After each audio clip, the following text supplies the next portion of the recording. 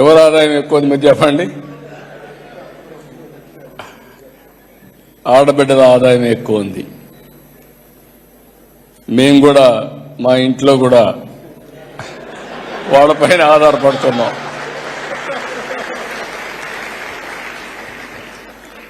ఇవన్నీ చూసినప్పుడు నేను ఒకటే మిమ్మల్ని అందరినీ 40 ఏళ్లుగా నేను చూసినటువంటి మార్పులు ఇవన్నీ. ఇదే సింగపూర్ గవర్నమెంట్ వచ్చినప్పుడు నేను సమైక్య ఆంధ్రప్రదేశ్లో హైదరాబాద్లో ఉప్పల్ దగ్గర సింగపూర్ సిటీ టౌన్షిప్ కట్టమన్నా. బ్రహ్మాండమైన టౌన్షిప్ నిర్మాణం చేశారు. హైటెక్ సిటీలో పెట్టుబడులు పెట్టారు. అదే సమయంలో మళ్ళీ నేను ఎలక్షన్ ముందు 2014 కంటే ముందు చెప్పాను, నాకు సింగపూర్తో సంబంధాలున్నాయి, ఆంధ్రప్రదేశ్ రాష్ట్రానికి రాజధాని లేదు, మీరందరూ ఆశీర్వదిస్తే అమరావతి సింగపూర్ లాగా తయారు చేస్తానని ఆ రోజు హామీ ఇచ్చా.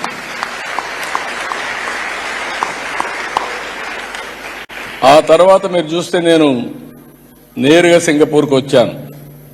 ఫస్ట్ టైం నేను ముఖ్యమంత్రి 95 అయితే సింగపూర్కి రాలా, అమెరికాకి వెళ్ళా.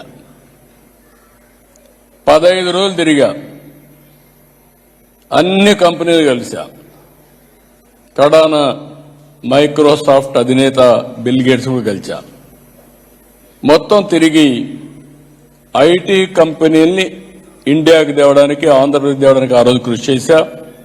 రెండోసారి ముఖ్యమంత్రి అయిన తర్వాత నేరుగా సింగపూర్కి వచ్చి, నాకు రాజధాని లేదు, మీరేం చేస్తారో తెలియదు, టెండర్లు పిలవడానికి టైం అవుతుంది, నాకు ఫ్రీగా మాస్టర్ ప్లాన్ డీటెయిల్స్ తయారు చేయమని ఆ రోజు అడిగితే సెంట్రల్ క్యాబినెట్ తీసుకెళ్లి ఆ రోజున్న ప్రధానమంత్రి లీ గారైతే ఇమ్మీడియట్ గా ఆంధ్రప్రదేశ్ అమరావతికి మాస్టర్ ప్లాన్ తయారు చేస్తామని, ఫ్రీగా తయారు చేస్తామని చేసి పెట్టిన దేశం సింగపూర్ దేశం.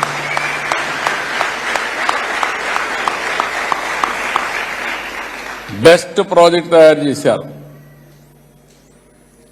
అక్కడి నుంచి చాలా దేశాల్లో వీళ్ళు టౌన్షిప్లు కూడా కట్టారు, ఇండస్ట్రియల్ టౌన్షిప్లు కట్టారు, ఎకనామిక్ యాక్టివిటీ చేశారు, చాలా చేశారు.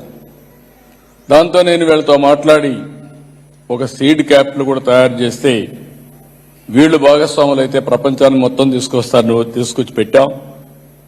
అది కూడా ఎప్పటికప్పుడు ల్యాండ్ ఇచ్చి ఆ రోజుండే మార్కెట్ రేట్ ప్రకారం తీసుకొని అభివృద్ధి చేసి ఆ డబ్బులు గవర్నమెంట్కి వచ్చేది. 19లో గవర్నమెంట్ మారింది. కడాన సింగపూర్ గవర్నమెంట్ కూడా తప్పుపట్టే పరిస్థితికి వచ్చారు. ఈరోజు నేను వచ్చింది పెట్టుబడులు నేను సాధిస్తాను కానీ రాష్ట్ర ప్రతిష్ట పోతే, బ్రాండ్ పోతే శాశ్వతంగా ఆంధ్రప్రదేశ్ రాష్ట్రం నష్టపోతుంది. ఆంధ్రప్రదేశ్ రాష్ట్రంలో జరిగిన నష్టాన్ని సింగపూర్ గవర్నమెంట్ కూడా చెప్పి మళ్లీ రికార్డు స్ట్రైటన్ చేయాలనే ఉద్దేశంతో నేను ఈ పర్యటనకు వచ్చానని చెప్పి కూడా నేను మీకు తెలియజేస్తున్నా.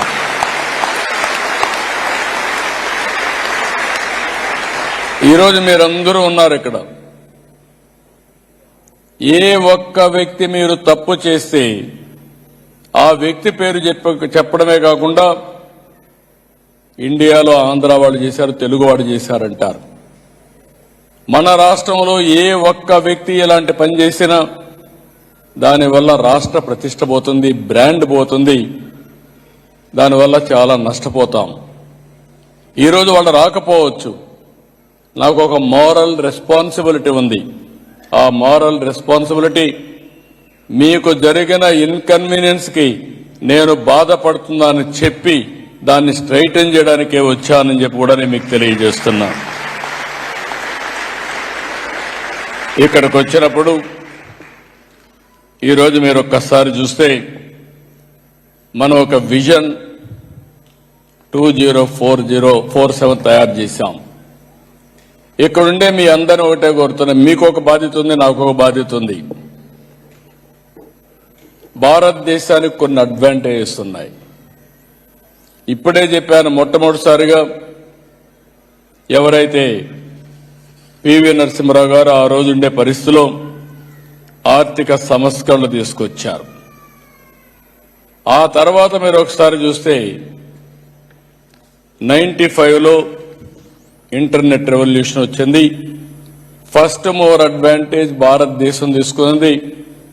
అందులో తెలుగు జాతి ముందడుగేశాం. దానికి కూడా నేను ప్రౌడ్గా చెప్పగలుగుతున్నా. మీరు ఈరోజు నన్ను గుర్తుపెట్టుకుంటున్నారంటే, ఇంత గౌరవిస్తున్నారంటే, ఆ రోజు నేను తీసుకున్న నిర్ణయం ఐటీని ప్రమోట్ చేయాలనే నిర్ణయం ఈరోజు ప్రపంచంలో మన వాళ్ళకు గుర్తింపు వచ్చింది. మూడోది, ఇంకొక పక్కన చూస్తే విండ్ ఫాల్ గెయిన్ గా ప్రపంచం మొత్తం ఏజింగ్ ప్రాబ్లమ్స్ వస్తున్నాయి. అన్ని దేశాల్లో ఏజింగ్ ప్రాబ్లంతో ఎకానమీ కూడా దెబ్బతినే పరిస్థితికి వచ్చింది. మన దేశంలో మాత్రం విండ్ ఫాల్ గెయిన్ గా 2047 వరకు ఎక్కువ యువతుండే ఏకైక దేశం యంగ్ ఇండియా భారతదేశం అని చెప్పి మరొకసారి మీ అందరికీ విజ్ఞప్తి చేస్తున్నా. దీనివల్ల ఇక్కడ మీరు ఎక్కడ చూసినా కూడా మన వాళ్ళు యువత ఉన్నారు, డైనమిక్ గా ఉన్నారు. వీళ్ళకు ఒక అడ్వాంటేజ్ వచ్చింది. ఇప్పుడిప్పుడు నాకు నమ్మకం కూడా వచ్చింది. ఒకప్పుడు ఐటీ అంటే ఉద్యోగం, క్లరికల్ ఉద్యోగం చేసేవాళ్ళు, మీరు జాబ్ వర్క్ చేసేవాళ్ళు. ఈ రోజు ఎక్కడికి పోయినా ఆంటర్‌ప్రెన్యూర్స్ గా కన్వర్ట్ అయ్యారు. నేను అది చెప్పడానికే వచ్చాను.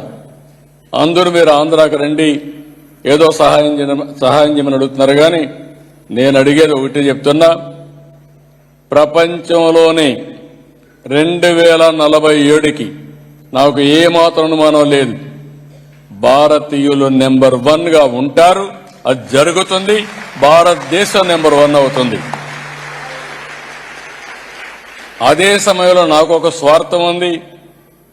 25 ఏళ్లకు మునుపు ప్రారంభించిన ఉద్యమం ఈరోజు హైయెస్ట్ పర్ క్యాపిటల్ ఇన్కమ్ కి చిరునామాగా తెలుగు జాతి ఉంది. మీరు ప్రపంచంలోని జూయిషుల కంటే ముందుగా అగ్ర జాతిగా తెలుగు జాతి నెంబర్ 1 గా ఉండాలనేది నా సంకల్పం, నా ఆకాంక్ష. ఇది సాధ్యం. మన కళ్ల ముందరనే 25 ఏళ్లు అయిపోయినాయి. ఇంకొక 25 ఏళ్లు 2047 నెంబర్ 1 అయ్యే అవకాశం ఉంది. ఇంకొక అడ్వాంటేజ్ మీరు ఒకసారి చూస్తే, right time, right place, right leader, that is Narendra Modi. ఇది మన అందరికి ఒక పెద్ద వరం. ఇది నేను భారతదేశంలోనే ఒక సీనియర్ లీడర్గా నేను చెప్తున్నా. చాలా మంది ప్రధానమంత్రులను చూశాను, చాలా మంది సమకాలికులతో మాట్లాడాను, పనిచేశాను. ఒక మాటలో చెప్పాలంటే, నేను 1995లో ముఖ్యమంత్రి అయ్యా, 1978లో ఎమ్మెల్యే అయ్యా, 80లో మంత్రి అయ్యా. ఇప్పుడుండే నాయకులందరినీ చూస్తే అందరూ నా తర్వాత వచ్చిన వాళ్ళే తప్ప ఎవరూ అప్పట్లో వచ్చిన వాళ్ళు కూడా లేరు. కానీ అనుభవంతో చెప్తున్నా, ఈరోజు మీరు చూస్తే approval rating of world leaders July 2025 నిన్నే వచ్చింది. ఇది కూడా చేసింది మార్నింగ్ కన్సల్ట్ అనే అమెరికా బిజినెస్ ఇంటెలిజెన్స్ ఇచ్చిన గ్లోబల్ రేటింగ్ చూస్తే, డెమోక్రటిక్ కంట్రీస్ లో పాపులర్ లీడర్ ఎవరంటే అన్ని దేశాల్లో నెంబర్ 1 నరేంద్ర మోడీ గారని చెప్పి తెలియజేస్తున్నా. అంటే ఆయన మీరు చూస్తే 75% అప్రూవల్ రేటింగ్. ఆయన తర్వాత south Korea 59, Argentina 57, Canada 56, Australia 54, Mexico 53, Switzerland 48, US 44. అంటే దీనికంటే మనకు గర్వకారణం ఏం కావాలని మిమ్మల్ని అడుగుతున్నా. దేశానికి గుర్తింపు తీసుకొచ్చాడు, ఒక స్టెబిలిటీ వచ్చింది. ఇలాంటి ఫ్యాక్టర్స్ వచ్చినప్పుడు ఆకాశమే హద్దుగా మీరందరూ దూసపోగలిగితే మేము మిమ్మల్ని ప్రోత్సహించడానికి సిద్ధంగా ఉన్నాం, ఎకోసిస్టమ్ క్రియేట్ చేయడానికి సిద్ధంగా ఉన్నామని చెప్పి కూడా నేను మీకు తెలియజేస్తున్నా.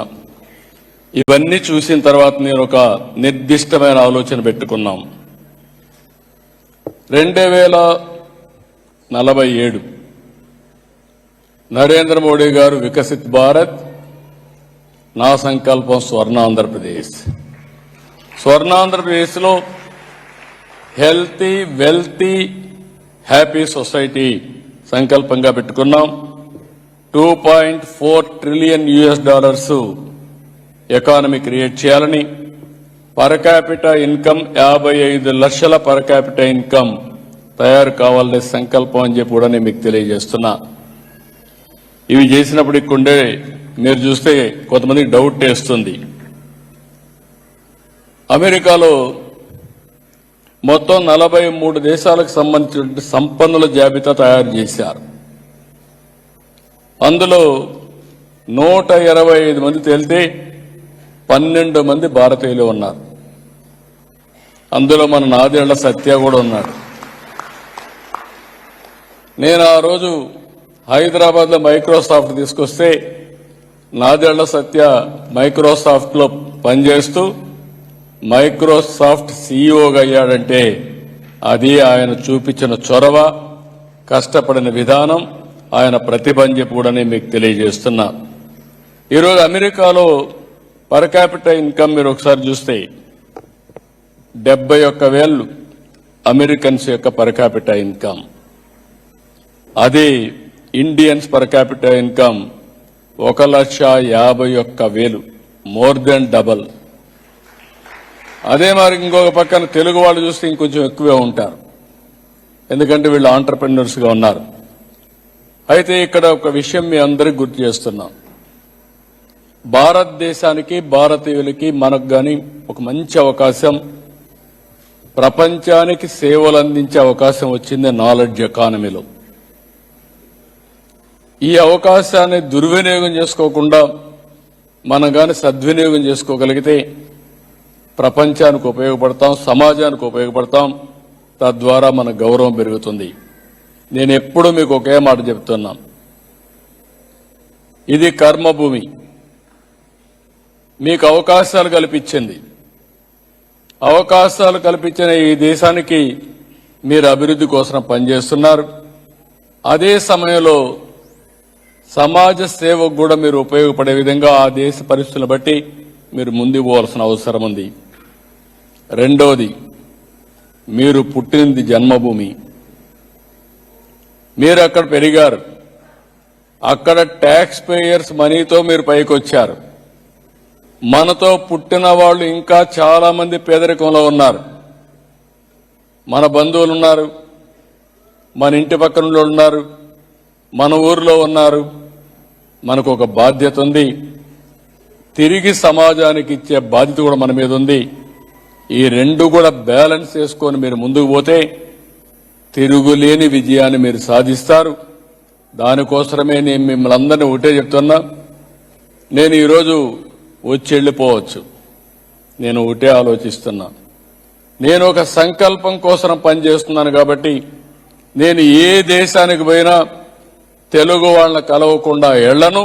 మీతో మాట్లాడి కొంత సమయం వెచ్చించిన తర్వాతనే ఇక్కడి నుంచి వెళ్తాను. దానికి కారణం మీరు చేసే మంచి పనులకు చేయూతనివ్వాలి. ఒక రాష్ట్ర ప్రభుత్వం ఒక సావరిన్ అధికారంగానే మీకు సపోర్ట్గా ఉంటే మీరు అనుకున్న లక్ష్యాలను చేసుకునే అవకాశం కూడా వస్తుంది. ఇప్పుడే మిత్రులు మాట్లాడుతూ కొన్ని విషయాలు చెప్పారు. ఒక మంచి ఎన్ఆర్టీ, అవసరమైతే కొన్ని దేశాలకు సంబంధించిన మిమ్మల్ని అందరినీ ఎన్ఆర్టీలు పెడతాం. తెలుగుదేశం పార్టీకి అనుబంధ సమస్య ఎన్ఆర్ఐ ఉంది. కానీ తటస్థంగా ఉండడానికి ప్రభుత్వ వ్యవస్థ కింద ఎన్ఆర్టీ తీసుకొచ్చాం. నాన్ రెసిడెంట్ తెలుగు వారందరి కోసం ఎన్ఆర్టీ తీసుకొచ్చాం. ఈరోజు మన వాళ్ళు ఆంధ్ర సిఎక్స్ఓ క్లబ్ పెట్టారు. ఇప్పుడే మన వాళ్ళు మాట్లాడినప్పుడు చాలా విషయాలు మాట్లాడారు. ఈరోజు ఈ దేశంలో మనం చూస్తున్న ఆల్ టెక్నాలజీస్లో అడ్వాన్స్డ్గా ఉన్నారు. మనకు అనేక వనరులు ఉన్నాయి, మామూలు వనరులు కాదు. ఈరోజు నిన్నే నేను అనౌన్స్ చేశా, గ్రీన్ హైడ్రోజన్ వ్యాలీ. ఇప్పుడిప్పుడే సోలార్ కానీ విండ్ కానీ పంప్డ్ ఎనర్జీతో ముందుకు పోతున్నాం. భవిష్యత్తు గ్రీన్ హైడ్రోజన్ది. దీనికి ఇంకొక పక్క మనకు పోర్ట్లు కూడా ఉన్నాయి. ఈ 4 ఉపయోగించుకోగలిగితే మనకు అవసరమైనటువంటి గ్రీన్ ఎనర్జీ వాడుకోవడమే కాకుండా ప్రపంచానికి గ్రీన్ హైడ్రోజన్ ఎగుమతులు చేసే అవకాశాలు భారతదేశానికి ఉంటాయి. అందులో ఆంధ్రప్రదేశ్కి ఎక్కువ అవకాశాలు ఉన్నాయి. ఇందులో మీ అందరికీ ఎక్కువ అవగాహన ఉంది. విదేశాల్లో ఉండే మీ అందరికి అవగాహన ఉంది. భారతదేశంలో ఫస్ట్ టైం ఒకప్పుడు మీరు చూస్తే నేను హైటెక్ సిటీ ఐటీని ప్రమోట్ చేశా. ఈరోజు quantum valley artificial intelligence promote చేస్తున్నా. డీప్ టెక్నాలజీ వచ్చింది. ఆల్ టెక్నాలజీస్ అనుసంధానం చేసుకుంటే కష్టపడాల్సిన పని లేదు. స్మార్ట్గా పనిచేస్తే సరిపోతుంది. అదే చెప్తున్నాను. ఇంత మునుపు హార్డ్ వర్క్ చేయమనేవాడిని, ఇప్పుడు పని చేయొద్దు అంటున్నా, స్మార్ట్ వర్క్ చేయమంటున్నా. ఒక ఫోన్ ఉంటే చాలు, ఏం జరుగుతుందో మీరు చూసుకోవచ్చు. ఫోన్ ద్వారానే ఆపరేట్ చేయొచ్చు. వర్చువల్ గవర్నెన్స్ నేను సింగపూర్లో ఉన్నా, అమరావతిలో ఉన్నట్టే ఎవ్రీ టైం నా ఒకసారి చూసుకుంటాను. ఒక గంటకు ఒకసారి ఏం జరిగిందో, ఎక్కడన్నా కానీ తప్పులుంటే ఇమీడియట్గా ఇన్స్ట్రక్షన్స్ పెట్టి కరెక్ట్ చేస్తాను. అలాంటి అవకాశాలు వచ్చే పరిస్థితి వచ్చింది. అందుకే క్వాంటమ్ వ్యాలీకి వెళ్ళాం. ఇప్పుడు మీరు ఇక్కడ ఉన్నారు. అనేక అవకాశాలు అక్కడ ఉన్నాయి. అగ్రిటెక్లో ముందుకు పోతున్నాం. హెల్త్లో మీరు చూస్తే bill gates foundation, government of Andhra Pradesh, TCS కలిసి ఏదైతే డిజిటల్ నర్వ్ సెంటర్ కింద మొత్తం ఆన్లైన్లో మొత్తం తీసుకొచ్చి ప్రివెంటివ్, క్యూరేటివ్, రియల్ టైం మానిటరింగ్కి వెళ్లే పరిస్థితికి వస్తున్నాం.